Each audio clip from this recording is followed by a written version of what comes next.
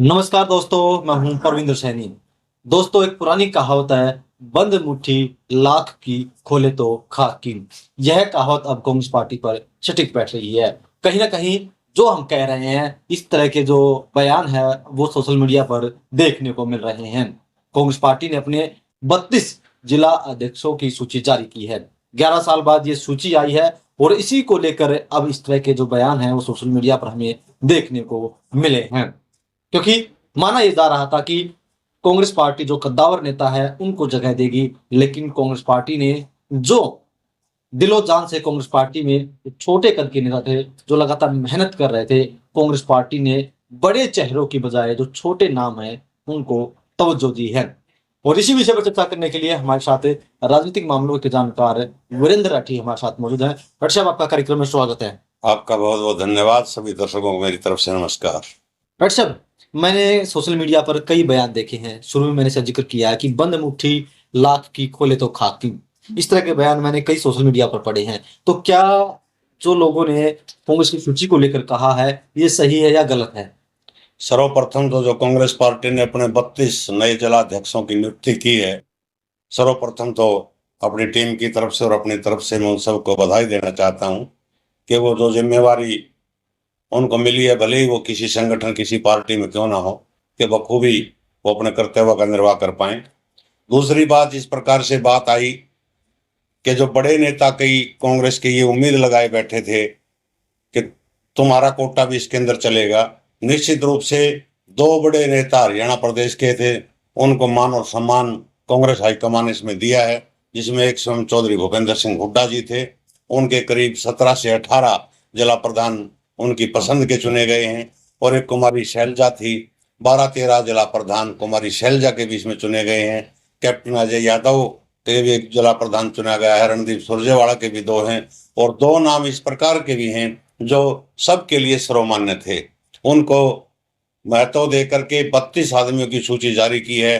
एक पानीपत ग्रामीण के जिलाध्यक्ष की नियुक्ति अभी नहीं हो पाई है, वो किस कारण से रह गई, वो भी हो जाएगी। हाँ, कुछ आदमियों के पेट में मरोड़े जरूर लगे हैं। जिस प्रकार से वीरेंद्र डुम्बर खां ने 4-5 दिन पहले कोई बयान दिया था कि मैं हरियाणा प्रदेश के इतने जिलों के अंदर यात्रा निकालूंगा, लेकिन जो ही जिलाध्यक्षों की नियुक्ति आई तो वीरेंद्र सिंह डुम्बर खां या उनके बेटे या उनके किसी चहेते का नाम किसी भी जिलाध्यक्ष किसी भी जिले के अंदर उनके चहेते को जिलाध्यक्ष नहीं बनाया गया। तो ऐसे कई नेता जरूर हैं कि जो मन महसूस करके रह गए। डॉक्टर साहब, अगर हम बात करें जो कुमारी शैलजा है, उसने अंबाला कैंट से परविंदर परी है, अंबाला शहर से पवन अग्रवाल है, सिरसा में संतोष बेनीवाल है, फतेहाबाद में अरविंद शर्मा है, हिसार ग्रामीण में बहादुर हैं, और पंचकुला में संजय चौहान है, यमुनानगर रूरल से नरपाल सिंह है, यमुनानगर शहरी के प्रधान जो है देवेंद्र सिंह।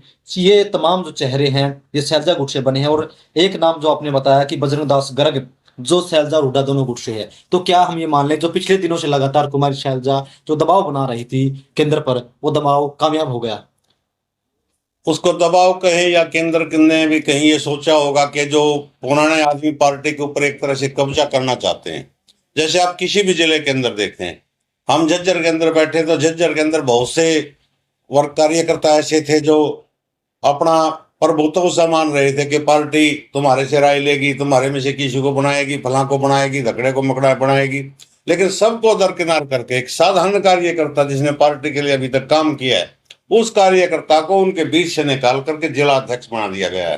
तो कहीं न कहीं जिस प्रकार से भारतीय जनता पार्टी का एक फार्मूला था कि आम साधारण से साधारण कार्यकर्ता को भी अच्छा पद मिल सकता है, उसी फार्मूले को मैं मानता हूं कि कांग्रेस पार्टी ने फॉलो किया है, और उससे आम जनमानस जो है वो खुश भी है। लेकिन जो नेता टाइप लोग हैं, जो अपना आप को ज्यादा सीनियर मान रहे थे कि मैं फलां का करीबी हूं, मैं फलां का करीबी हूं, कि वो अपने आप को ठगा सा महसूस जरूर कर रहे हैं। डॉक्टर साहब, अगर इसमें हम देखें तो कांग्रेस पार्टी ने जो अपने जिलाध्यक्ष 32 घोषित किए हैं, इसमें 10 ओबीसी चेहरे, 5 एससी हैं, 6 जाट, 3 वैश्य, 2 ब्राह्मण, 2 राजपूत, 2 पंजाबी और 1 मुस्लिम और 1 सिख समुदाय से हैं। नहीं, पंजाबी इसमें 3 हैं, एक जोगी समाज से है, एक बैरागी समाज से है। यमुनानगर के जो शहरी प्रधान हैं वो बैरागी समाज से हैं, भिवानी शहरी प्रधान वो जोगी समाज से हैं, और एक सेन समाज से है रोहतक शहरी, और एक जट सिख है अम्बाड़ा कैंट से। बनिया समाज के 2 हैं, राजपूत 2 हैं, 2 ब्राह्मण हैं, 6 जाट समुदाय से हैं, 5 दलित समाज से हैं, 3 पंजाबी समाज से हैं, 3 यादव से हैं, 4 गुर्जर हैं, और एक मुस्लिम है।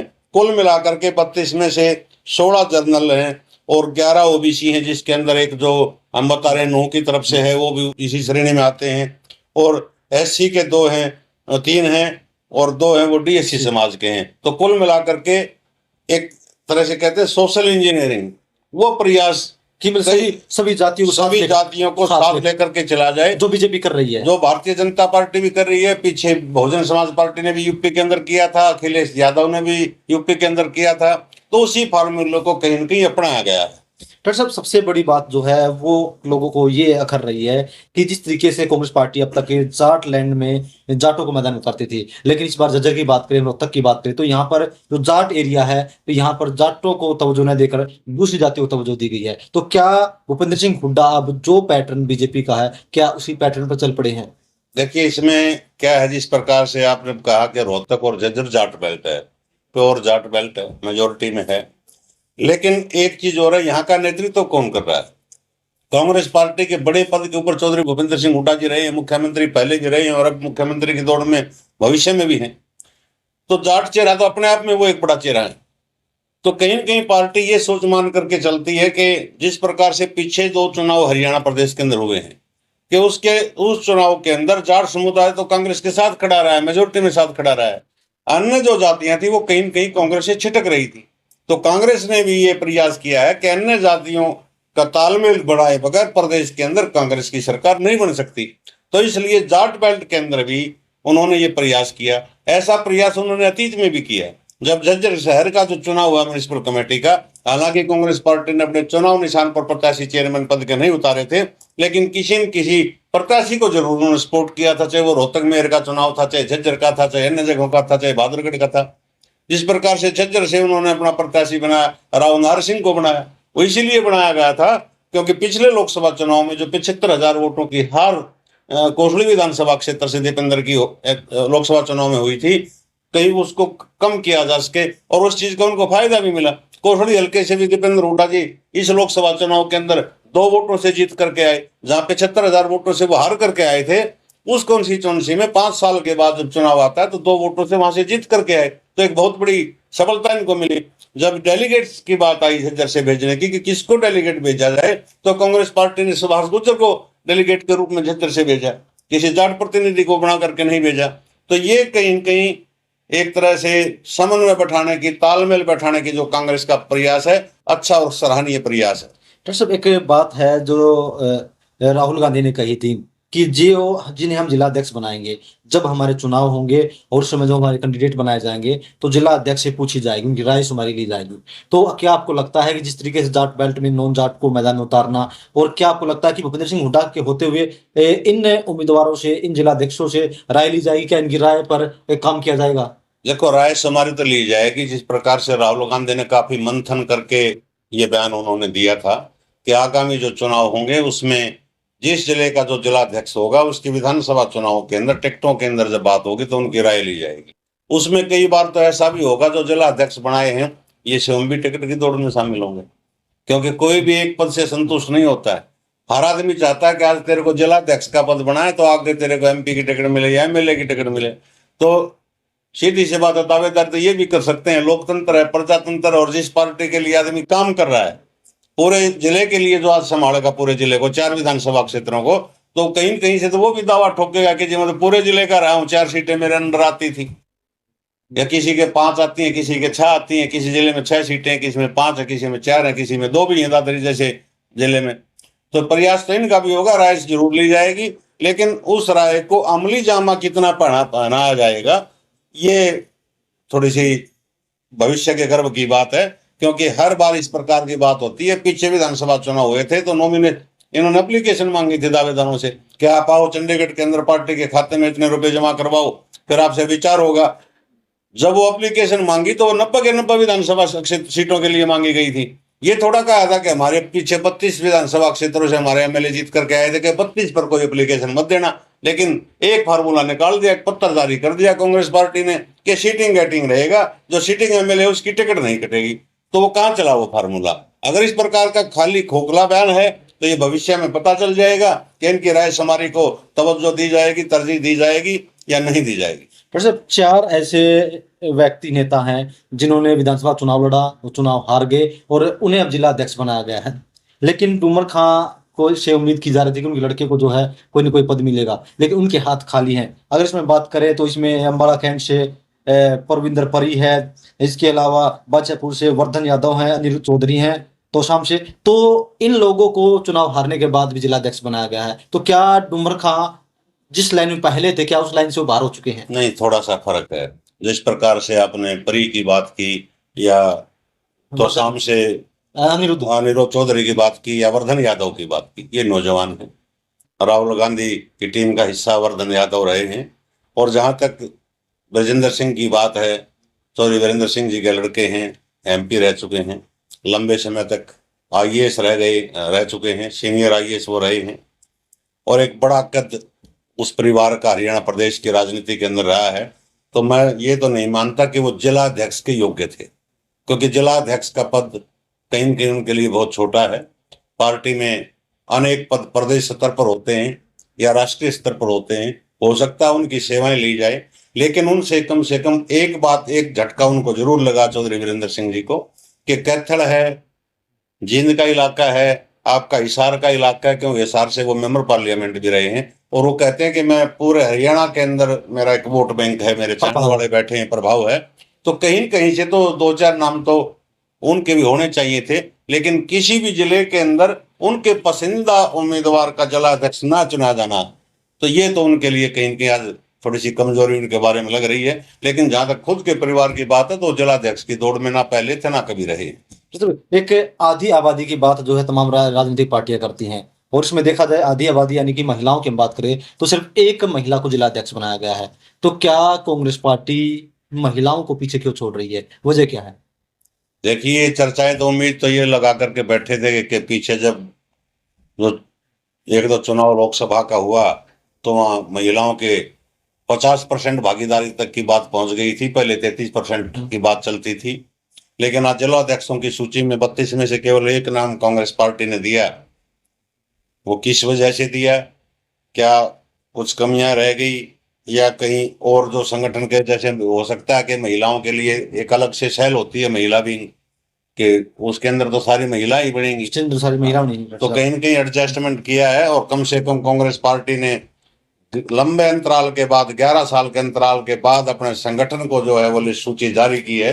तो कांग्रेस पार्टी भी कहीं न कहीं, अब कोई आंदोलन होगा तो कार्यकर्ता उसके भी खड़े मिलेंगे। ये कम से कम उनके ऊपर आरोप तो अन्य पार्टियां, जो चाहे भारतीय जनता पार्टी है, चाहे वो इंडियन नेशनल लोकदल है या और अन्य पार्टियां हैं, कम से कम वो ये तो नहीं कहेंगे कि हरियाणा प्रदेश के अंदर आज कांग्रेस का संगठन नहीं है। डॉक्टर साहब, जिस तरीके से 32 जिला अध्यक्षों की घोषणा की गई है, भूपेंद्र सिंह हुड्डा के भी 18 हैं, कुमार शैलजा के 10-11 हैं, सुरजेवाला ने भी 1-2 बनाए हैं अपने, यादव ने भी 1-2 बनाए हैं। तो क्या आपको लगता है कि जिस तरीके से केंद्र ने पूरे सोच समझ कर ये लिस्ट जारी की है, तो क्या आपको लगता है कि आगे भविष्य में टकराव नहीं होगा, ये गुट नहीं बनेंगे? सीएम का बयान भी सामने आया, आपने देखा होगा, उन्होंने कहा कि हरियाणा में कई गुट हैं। क्या आपको लगता है कि ये गुटबाजी अब खत्म हो जाएगी? गुटबाजी तो किसी पार्टी के अंदर खत्म नहीं होती। अगर आप गुटबाजी का सबसे बड़ा उदाहरण देखोगे तो आज भारतीय जनता पार्टी के अंदर है। कल 15 अगस्त है और 15 अगस्त के ऊपर हर जिला स्तर पर मंत्री झंडा फहराने के लिए जाते हैं। हालांकि भारतीय जनता पार्टी ने उस सूची में कल संशोधन किया है, एक दो संशोधन पहले भी हो चुके हैं। एक बहुत सीनियर मोस्ट मंत्री अनिल विज जी, जो 7 बार के विधायक हैं और लगातार तीसरी बार भारतीय जनता पार्टी की सरकार के अंदर मंत्री हैं, उनको बोला गया कि अम्बाला के अंदर गवर्नर साहब झंडा फहराने के लिए आ रहे हैं, उनके साथ आपकी ड्यूटी है। यानी कि व्यक्तिगत रूप से फ्रीडम 15 अगस्त के दिन उनको स्पेशल कोई जिला अलॉट नहीं किया गया कि आप वहां जाकर के झंडा फहराइए। उनका कहीं कहीं विरोध भी था, वो मायूस भी थे, लेकिन उसके अंदर सुधार होकर के अब शायद उनको यमुनानगर की ड्यूटी उनकी कल की लगी है। तो ये तो मनमुटाव हर पार्टी के अंदर होते हैं। आज हम चर्चा कर रहे हैं तो चर्चा सोशल मीडिया के ऊपर ये है और अखबारों के अंदर भी आज ये है कि भूपेंद्र हुड्डा गुट के 18 बन गए, कुमारी शैलजा के 12 बन गए, अजय यादव का 1 बन गया, वीरेंद्र डूमर खां को कोई नहीं मिला, और शमशेर सिंह रणदीप सिंह सुरजेवाला को 2 मिल गए। जैसे हिसार में है उनका एक तो कोई बहबलपुरिया है, उसका नाम मेरे को ध्यान नहीं क्या है। तो कुल मिलाकर के आज ही चर्चा उसके ऊपर हो रही है, धड़ों के ऊपर हो रही है कि किस धड़े को कितने मिले। तो गुटबाजी तो कम होने के हम किस आधार पर कह सकते हैं, जब गुटबाजी के ऊपर ही लिस्ट के ऊपर हम चर्चा कर रहे हैं और प्रिंट मीडिया भी कर रही है। डॉक्टर साहब, क्या अब आपको लगता है कि अब तक कहा यह जा रहा था कि कांग्रेस पार्टी का संगठन नहीं है, लोग भी कह रहे थे कि हमने कांग्रेस पार्टी को वोट दिया, कांग्रेस पार्टी विपक्ष में बैठी, लेकिन वो विपक्ष में होते हुए भी विपक्ष की तरह आवाज नहीं उठा रही थी, तो क्या आपको लगता है कि अब कोई भी बात आएगी तो तमाम कांग्रेसी जो एकजुट होकर बीजेपी का विरोध कर पाएंगे? अब तो कहीं न कहीं जब संगठन हो जाता है तो जान आ जाती है, और ज्यादातर नौजवान चेहरे हैं। और नौजवान चेहरे का मतलब ये है कि वो प्रदेश की राजनीति का भविष्य है। अगर वो संघर्ष करके आज जनता को दिखाएंगे तो कल जनता उनको आगे बढ़ाने का भी काम करेगी। तो और ऐसे नौजवान चेहरे जो भी पार्टी जिसको जिम्मेवारी देती है, उन्हीं के दम पर पार्टियां सर्वाइव करती हैं भविष्य की राजनीति में और भविष्य के चुनाव के अंदर। और इस चीज का फायदा तो निश्चित रूप से संगठन का भविष्य में, चाहे वो थोड़ा मिले ज्यादा, वो समय बताएगा, लेकिन कांग्रेस पार्टी को संगठन का फायदा मिलने वाला है।